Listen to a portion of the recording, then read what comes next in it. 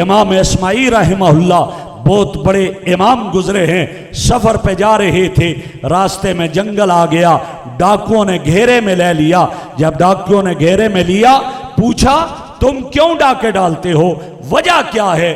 وہ کہنے لگے ہم بھوکے ہیں، ہمارے بچے بھوک سے رہتے ہیں، ہم چاہتے ہیں کہ ہم اس طرح کر کے اپنے رزق کا بندوبست کریں۔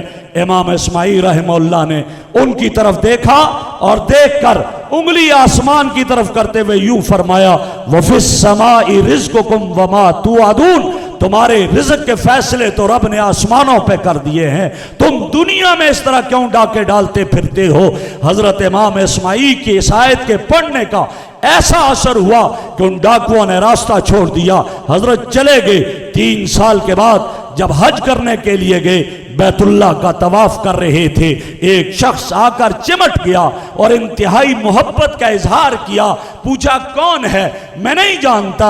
کہا آپ تو نہیں جانتے لیکن میں جانتا ہوں، میں انہی ڈاکوؤں میں سے ایک ڈاکو ہوں جنہوں نے آپ کو جنگل میں گھیرے رکھا تھا اور آپ نے قرآن کی آیت پڑھی، وہ آیت میرے قلب و جگر میں نقش کر گئی، ہم نے آپ کو چھوڑا اور آج میں توبہ کر کے یہاں خانہ کعبہ کا طواف کر رہا ہوں۔